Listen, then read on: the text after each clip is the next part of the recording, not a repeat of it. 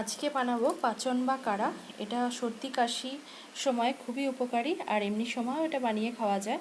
খুব সহজ, যারা এখনও পর্যন্ত এটা কোনোদিন বানিয়ে খাওনি তারা এটা দেখে বানিয়েও খুবই সোজা। এখানে আমি 3 কাপ, এই কাপটার গলা কাপ মতো জল নিচ্ছি 2 কাপ কাড়ার জন্য, কারণ 1 কাপ মতো জল এখানে শুকিয়ে যাবে, তাই এখানে 2 কাপ মতো হবে। আমার 3 কাপ জল নেওয়া হয়ে গেছে। এবার এর মধ্যে ইনগ্রিডিয়েন্টসগুলো দেব। গ্যাসটা অন করে নিয়ে এখানে একটা তেজপাতা আমি দুভাগ করে দিয়ে দিলাম, আর প্রায় 1.5 ইঞ্চি মতো আদা আমি থেতো করে রেখেছিলাম সেটা দিয়ে দিলাম, আর কিছু তুলসী পাতা আমি হাত দিয়ে ডলে দিয়ে দিচ্ছি, আর তুলসী পাতাটা আমি বেশ ভালো করে ধুয়ে নিয়েছিলাম, এবার এর মধ্যে দিয়ে দিলাম।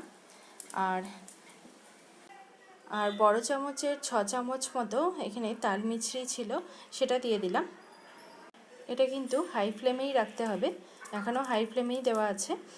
আর 5-6টা লবঙ্গ আর 10-12টা গোলমরিচ আমি থেতো করে রেখেছিলাম, সেগুলো দিয়ে দিলাম।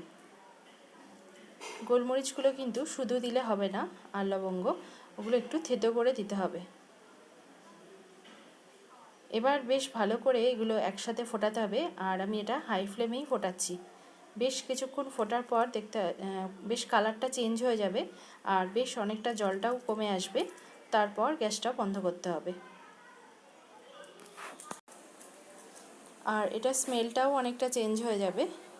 এবার গ্যাসটা বন্ধ করে এবার ছেঁকে নিচ্ছি, এটা ছেঁকে নিয়ে তারপর কাপে সার্ভ করব। এটা বাচ্চা থেকে বড় বেশ সবাই খেতে পারে, আর এটা খেতেও খারাপ হয় না, খুব সুন্দর খেতে হয়। আর এটা একদম গরম খেতে হবে, তাহলেই এটা বেশি উপকার। এই পাচনটা ঘরে থাকা সমস্ত ইনগ্রিডিয়েন্টস দিয়ে যখন তখন বেশ বানিয়ে নেওয়া যায়, আর এটা কিন্তু খুবই উপকারী। একদম গরম গরম সার্ভ করতে হবে। আর আরও অনেক কিছু দেওয়া যায় এর মধ্যে, কিন্তু এগুলো ঘরে সবারই থাকে মোটামুটি, যখন তখন বানানো যায়। আর ভালো লাগলে প্লিজ সাবস্ক্রাইব করো আমার চ্যানেল, আর পাশে থাকা বেল বাটন